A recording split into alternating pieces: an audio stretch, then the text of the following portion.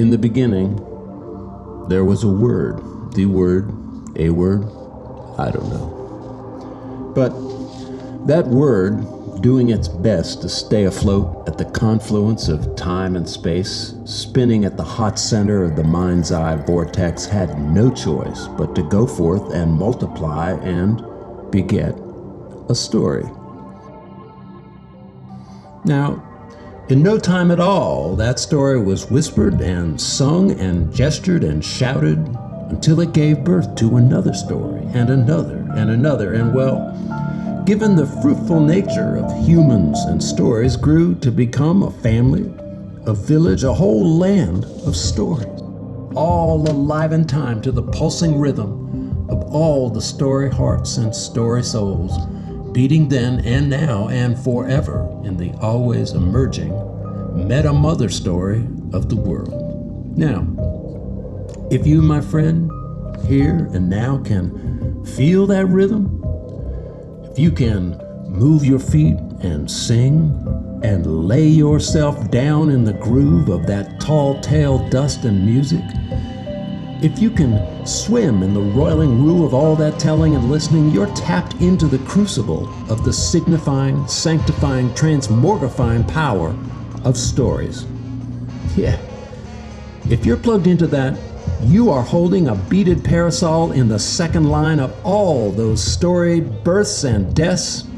And if you're tapped into that, well, it may just be that you're on your way to taking your place as a link in the never-ending chain of makers and tellers. And if that's true, then I think you better listen up. Where do I start? Well, I'll begin with a warning. We all know about stories, right? Stories are fun, stories frolic, stories amuse, yeah. But stories are also nimble, tricky, malevolent, and, well, you can fill in the blank. Some say if you own the story, then you've got the power, the juice.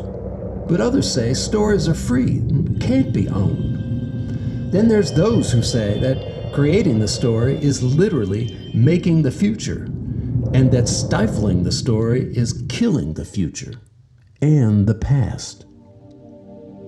What we do know is that every person, every family, every community is formed and shaped by their stories. And if we don't know our story, if we can't shout the story of who we are, we lose our dignity, our humanity, our souls, as in East Germany, as in Chile, as in Cambodia, as in Sharpeville, Tulsa, and Wounded Knee, as in Attica, Solovetsky, Parchment, Soledad, as in Tolsang, and Dachau.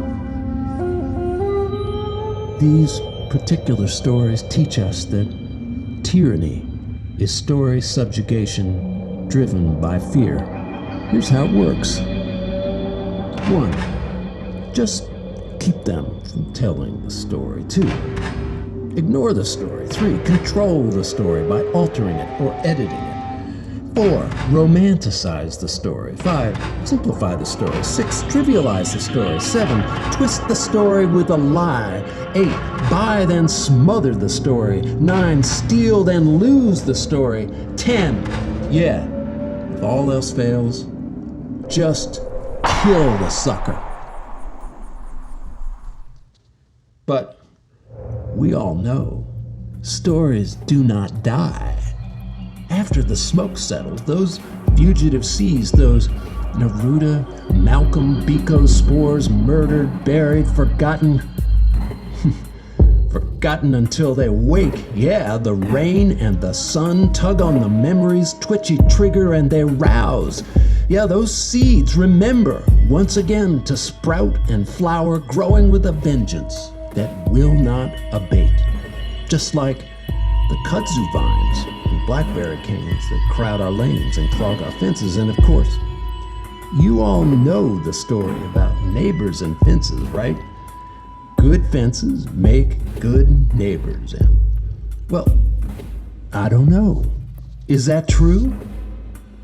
Actually, Mr. Frost didn't seem to think so. Neither did Mr. Aesop. Both knew that a good story could set powerful, unpredictable things in motion, like an altered chromosome or a floating spill of a new idea caught in the hot updraft of the Santa Ana winds. And as those incipient stories swoop and swirl, some fall, some collide, and a few, just a few, join together at the hip, at the shoulder, at the third eye intersection of self-interest and common ground, and those tall-tale partners become democracy zygotes. Democracy. Yes, it's true. Democracy is the art of collective story making. Democracy says, look, here's the story to this point. Let's decide together what's next and make it real, together. Now this making thing that it seems we've always done that we call art, well, these are the tools we use to nudge our stories out into the world. But it's important to remember, the artist's hand made that bison on the wall that became the words that begat the first story that gave birth to the first explanation, the first joke, the first rumor, the first vexing, no easy answer question. And hey, by the way, if you got a question, a mystery messing with you, you've got to use that story hand to help you paste it fast to the rest of your world window. Do it quick, because, you know, unanswered questions don't sit well with us humans. If you don't, that fugitive cipher, ignored and out of context, it will suffocate you in its shadow. I know, you're thinking that sounds kind of melodramatic, but you just can't ignore the trickster spin, because disrespected stories are nascent shadows. You can't close your eyes to them because the shadow grows with neglect. Out of sight and out of mind, they just bubble and ferment, and mark my word, those untold stories, those unpeeled stories, those stifled stories left to fester are very, very dangerous. Bottom line, if you hold your ears, if you only pay attention to your own stories, it's hard to listen. It's hard to hear the rest of the stories hovering all around, and you need that. We need that to survive together. That's because everything out there is translated for us, by us, through the story.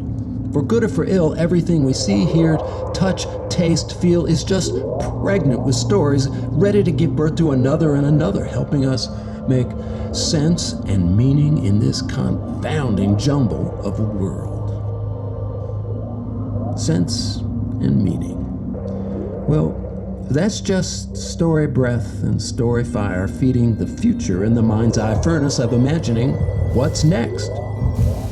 Imagining. You know, that imagination thing, it's just a muscle up in there, working overtime, generating more power than it consumes as it chugs along, raising the temperature in the hothouse of stories. Talk about power, man. Change the story, change the world. But, you know, it goes both ways, that privilege thing. Privilege is imagining your story is the story. And then, if you're rich, you can buy all the stories you think you need, regardless of where they come from. Not only is this corrupt, it's undignified. Dignity is no small thing. Dignity is the unfettered imagination, the untethered voice, the unleashed story. And wealth be damned. If your story holds great meaning, you can touch 1,000,000 hearts, or just a precious one. Empathy happens when I tell you my story and you tell my story back to me, and I nod my head. The art? Well, art holds the story, but only just for a little while. The artist says, this is how the story goes at this time, in this place. Sometimes the story sticks around. Sometimes it mutates or migrates. Sometimes it escapes. And you know, improvisation is just fishing for those fugitive stories. New stories get born when improvisation and imagination converge, bending time and space wide enough for story sperms and story eggs just to find each other and join.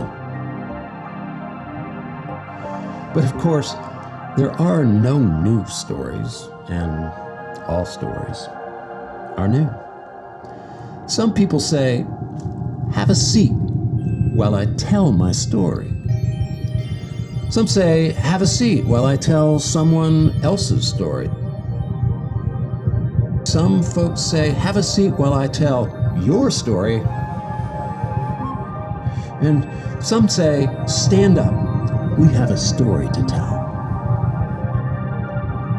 I say, once upon a time.